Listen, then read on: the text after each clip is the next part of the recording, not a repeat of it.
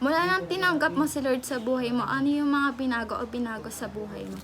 Nung nagsimula akong maglingkod sa Lord, isa sa mga binago sa akin ng Lord yung pakikitungo ko or pakikipagkapwa-tao ko sa mga nasa paligid ko, mga nasa kapwa ko.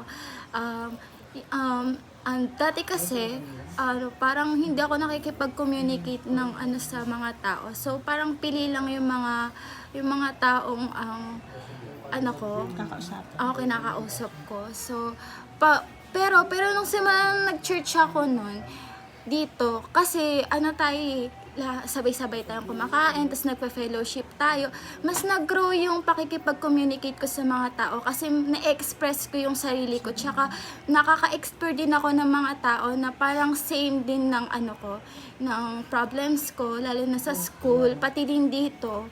And ayun, yun din yung pinapasalamat ko sa Lord. Tsaka isa din yung pagtatanim ng sama ng loob. Kasi nung bata kasi ako, hindi ko pa alam na about dun sa family problems.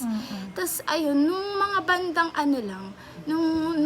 kasi yung father ko kasi, binibisita pa kami. Tapos parang nung nag-pandemic na, parang nung naisip ko na parang hindi siya sa amin tumitira.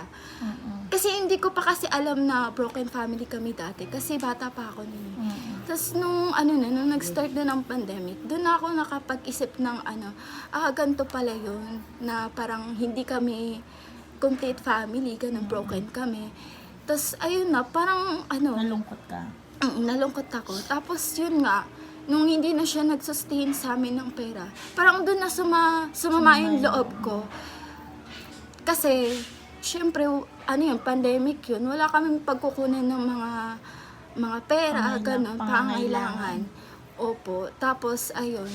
Pero, nung isa talagang talaga ako sa Lord, kasi binago niya yung ganun na, na feelings ko, ganun, tinanggal niya yun, kasi, talaga yun, isa din yun sa mga prayers ko, sinabi nga ni Iti na, na syempre nasa Lord ka, dapat marunong ka dapat mag-forgive ng mga tao kahit gaano man ka lupit yung ginawa niya sa iyo.